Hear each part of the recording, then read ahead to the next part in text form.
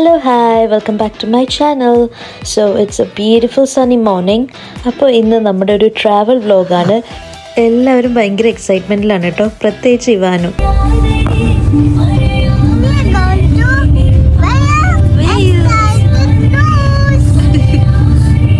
അപ്പോൾ ഞങ്ങൾ റെയിൽവേ സ്റ്റേഷനിലേക്ക് പോയിക്കൊണ്ടിരിക്കുകയാണ് കേട്ടോ. ഇവാൻ്റെയും എൻ്റെയും UK ഫസ്റ്റ് ട്രെയിൻ ജേർണിയാണ്. ഗുഡ് ബോയ് ആയിട്ട് ഇരിക്കോ?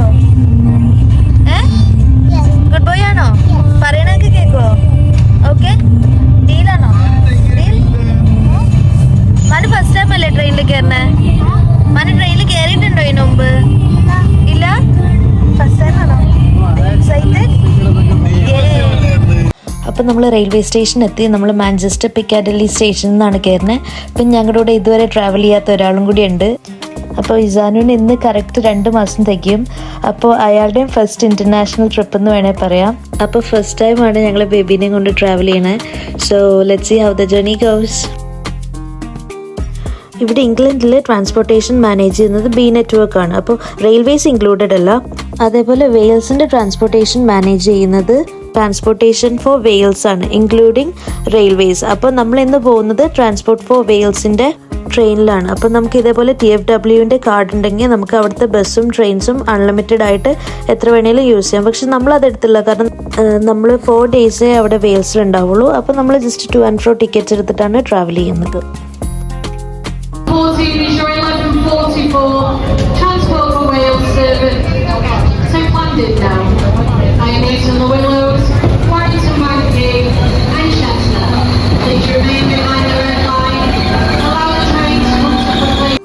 മാഞ്ചസ്റ്ററിൽ നിന്ന് 2 hour ജേർണിയാണ് വെയിൽസിലേക്കുള്ളത്. പക്ഷേ ഈ 2 hours നമ്മൾ ട്രെയിനിലിരിക്കുന്ന അറിയില്ല, കാരണം നല്ല ബ്യൂട്ടിഫുൾ ആണ് നമ്മൾ പോകുമ്പോൾ ഉള്ള വ്യൂസൊക്കെ.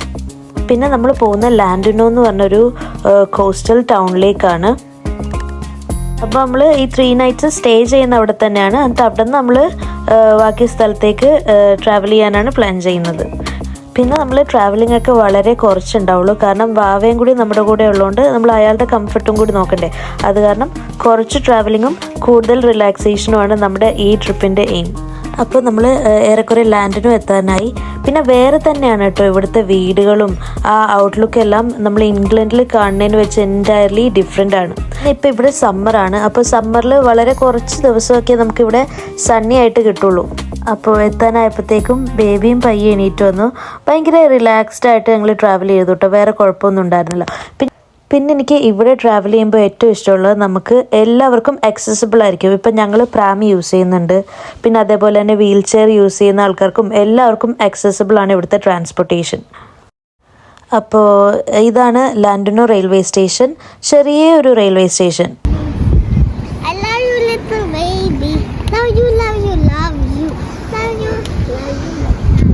അപ്പോൾ ഈ റെയിൽവേ സ്റ്റേഷനിൽ നിന്ന് ഒരു 20 minutes വോക്കേ ഉള്ളൂ നമ്മുടെ ഹോട്ടലിലേക്ക്.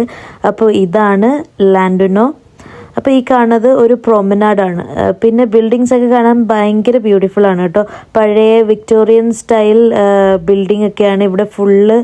എല്ലാം ഒരു വൈറ്റ് പെയിൻറ് ചെയ്ത് അങ്ങനത്തെ പേസ്റ്റൽ കളറിലുള്ള ബിൽഡിങ്സ് ആണ് എല്ലാം കാണാനുള്ളത്.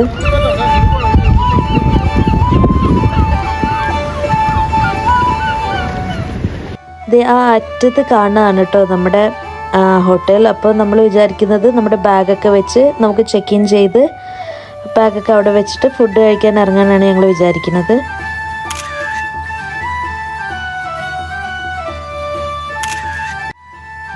ഞങ്ങളപ്പോൾ വന്നതിന് മുമ്പ് വെതർ നോക്കിയപ്പോൾ ഇവിടെ റെയിനി ആയിരുന്നു കാണിച്ചത്. പക്ഷെ എന്തോ ഞങ്ങളുടെ ഭാഗ്യത്തിന് രാത്രി മാത്രമേ മഴ ഉണ്ടായിരുന്നുള്ളൂ. രാവിലെയൊക്കെ ഭയങ്കര സണ്ണി ആൻഡ് ബ്രൈറ്റ് ആയിരുന്നു. സണ്ണി ആണെങ്കിലും നല്ല കാറ്റുണ്ട്. അപ്പോൾ കാറ്റുള്ളത് കാരണം അത്യാവശ്യം തണുപ്പുണ്ടായിരുന്നു, പക്ഷെ നല്ല വെതറായിരുന്നു. പിന്നെ ഇതാണ് നമ്മുടെ ഹോട്ടൽ. നമ്മൾ ഹോട്ടലിൽ ചെക്ക് ഇൻ ചെയ്തു. ഇതാണ് റിസപ്ഷൻ. നല്ലൊരു പഴയ ഒരു വിൻറ്റേജ് സ്റ്റൈൽ ഹോട്ടലാണ്. പിന്നെ ഇത് അവിടെ പ്രോഗ്രാംസ് ഒക്കെ നടക്കുന്ന ഒരു റൂമാണ്. ഇതൊക്കെ ഉച്ചയായത് കാരണം എല്ലാം ക്ലോസ്ഡ് ആണ്. ഇവിടെ എല്ലാം 5 മണി കഴിയുമ്പോഴേ ഇതൊക്കെ ഓപ്പൺ ആവുള്ളൂ. പിന്നെ ഇതാണ് അവിടുത്തെ റെസ്റ്റോറൻറ്റ്സ്. ഇതൊക്കെ ഉച്ചയാണെങ്കിലും ഇതൊന്നും ഓപ്പൺ അല്ലായിരുന്നു. ഇതൊക്കെ എല്ലാം 5 മണി കഴിഞ്ഞിട്ടേ ഓപ്പൺ ആവുള്ളൂ. പിന്നെ ഇതൊക്കെ സെറ്റ് ചെയ്ത് വെച്ചിരിക്കുന്നതാണ് നല്ല ഭംഗിയായിരുന്നു കേട്ടോ. എനിക്ക് അവിടെ കയറിയപ്പോൾ തൊട്ട് ഒരു ടൈറ്റാനിക് വൈബ്സ് ഇങ്ങനെ കിട്ടിക്കൊണ്ടിരിക്കുകയായിരുന്നു.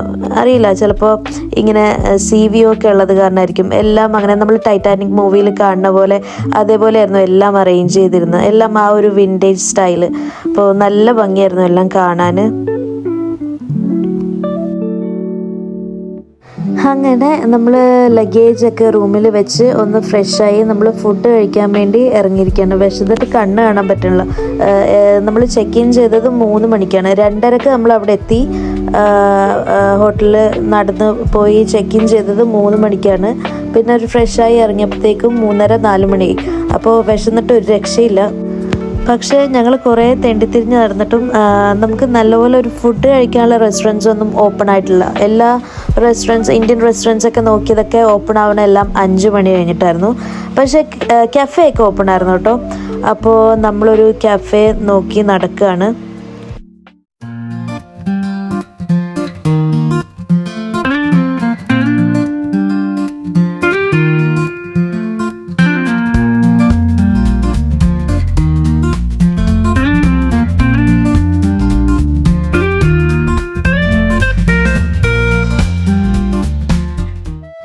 നല്ല ഭംഗിയാണ് കേട്ടോ ഇവിടുത്തെ ബിൽഡിങ്സ് ഒക്കെ കാണാൻ. നമ്മളിങ്ങനെ ടൈം ട്രാവൽ ചെയ്ത് ഒരു വിക്ടോറിയൻ എറയിൽ ചെന്ന് നിൽക്കുന്നൊരു ഫീലിംഗ് ആണ് നമുക്ക് കിട്ടുക. ഇങ്ങനെ എല്ലാം നല്ല ഫ്രഞ്ച് സ്റ്റൈൽ ആർക്കിടെക്ചറൊക്കെയാണ്. നല്ല നല്ല നല്ല രസമുണ്ട് ബിൽഡിംഗ് ഒക്കെ കാണാൻ.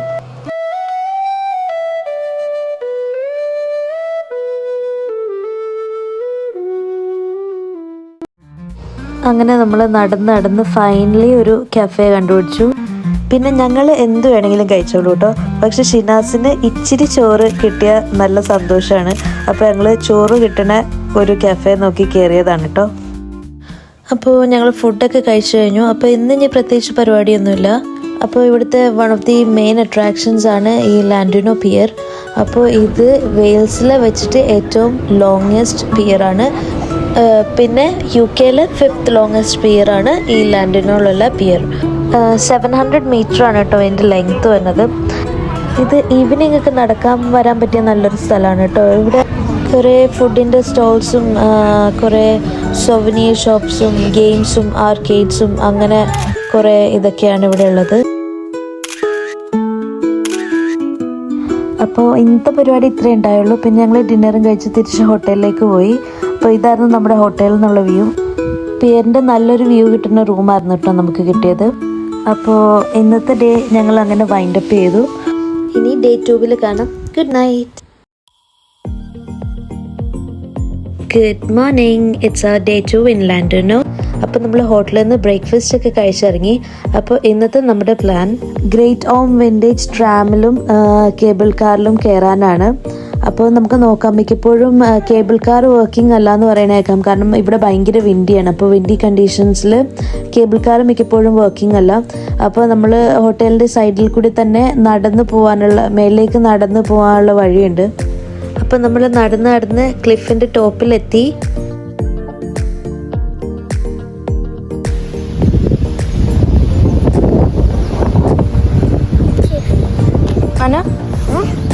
എവിടെ കയറാൻ പോവാ?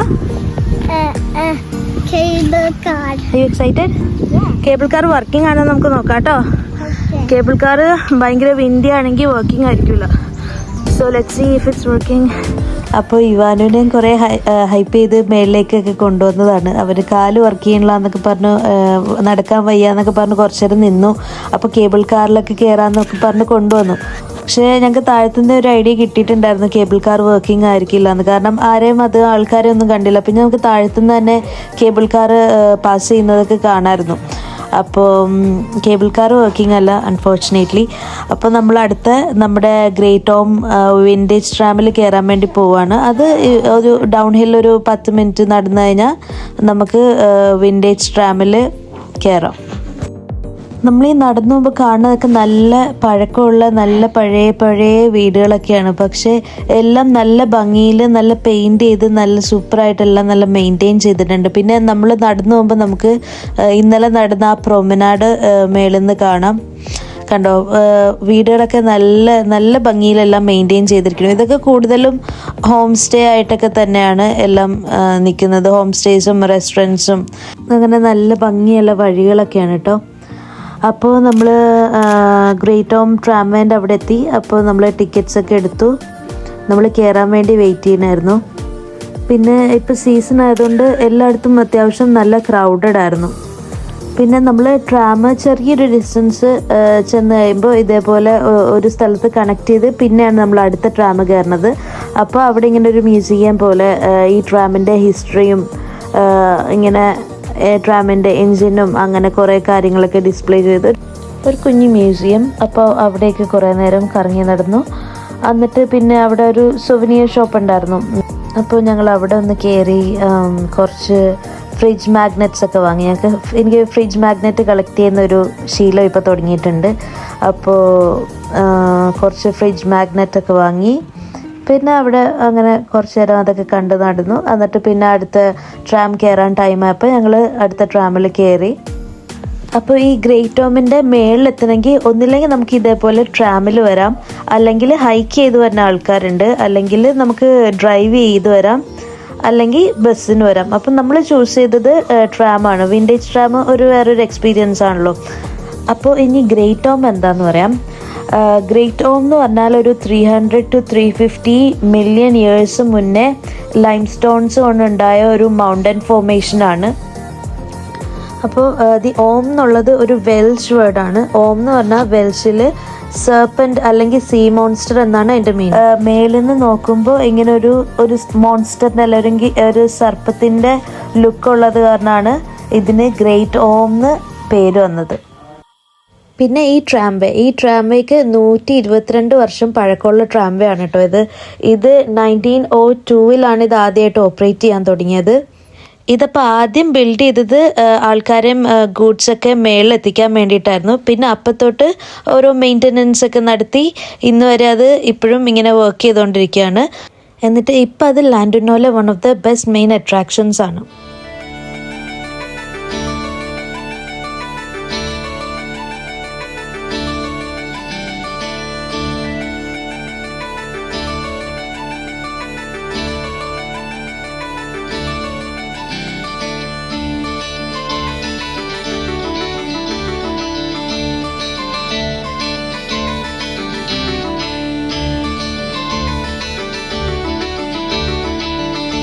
ഇവിടെ എല്ലാം ഭയങ്കര നീറ്റ് ആൻഡ് ക്ലീൻ ആണ് കേട്ടോ. നമ്മൾ എത്ര നോക്കിയാലും ഒരു സ്ഥലത്ത് പോലും എന്തെങ്കിലും ലിറ്ററോ പേപ്പറോ ഒന്നും കിടക്കുന്നത് നമുക്ക് കാണാൻ പറ്റില്ല. ഇവരെപ്പോഴും നേച്ചറിനെ പ്രിസർവ് ചെയ്തിട്ടേ അതിൻ്റെ കൂടെ മാത്രമേ ബാക്കിയുള്ള നേച്ചറിനെ ഹേർട്ട് ചെയ്യാണ്ട് മാത്രമേ ബാക്കിയുള്ള കൺസ്ട്രക്ഷൻസ് ഒക്കെ ഇവർ ചെയ്യുള്ളൂ.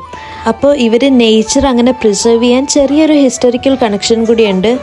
അതെന്താന്ന് വെച്ചാൽ പണ്ട് ഇവിടുത്തെ ആൾക്കാരെ റെഫർ ചെയ്തുകൊണ്ടിരുന്ന കെൽസ് എന്നാണ്. ഈ റീജിയൻസൊക്കെ, അതായത് വെയിൽസ്, അയർലൻഡ്, സ്കോട്ട്ലൻഡ്, ഇംഗ്ലണ്ട് അങ്ങനത്തെ റീജിയൻസൊക്കെ കെൽറ്റിക് റീജിയൻ എന്നായിരുന്നു അറിയപ്പെട്ടുകൊണ്ടിരുന്നത്. അപ്പോൾ ഇവിടെയുള്ള ആൾക്കാരെ റെഫർ ചെയ്യുന്നത് കെൽസ് എന്നായിരുന്നു. അപ്പോൾ ഇവരുടെ റിലീജിയനും ദൈവങ്ങളൊക്കെ നേച്ചറിലുള്ള എലിമെൻറ്റ്സ് ഒക്കെ ആയിരുന്നു. അതായത് മരങ്ങളും മലകളും ഒക്കെ ആയിരുന്നു ഇവരുടെ ദൈവം. അങ്ങനെ അത് അവർ കണ്ടിന്യൂ ചെയ്തു വന്നു. എന്നിട്ട് ഇപ്പോൾ ഉള്ള ആൾക്കാരും അങ്ങനെ തന്നെ അത് കണ്ടിന്യൂ ചെയ്തു പോണു.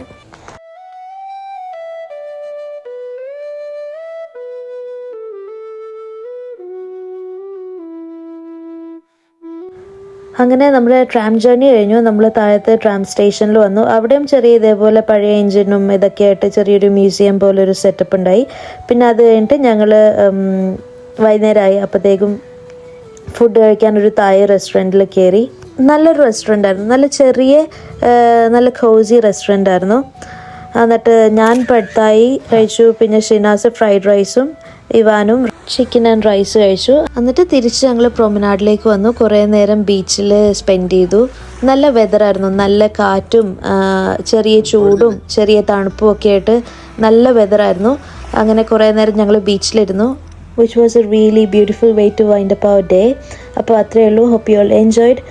Thank you for watching and see you in part 2. Bye bye.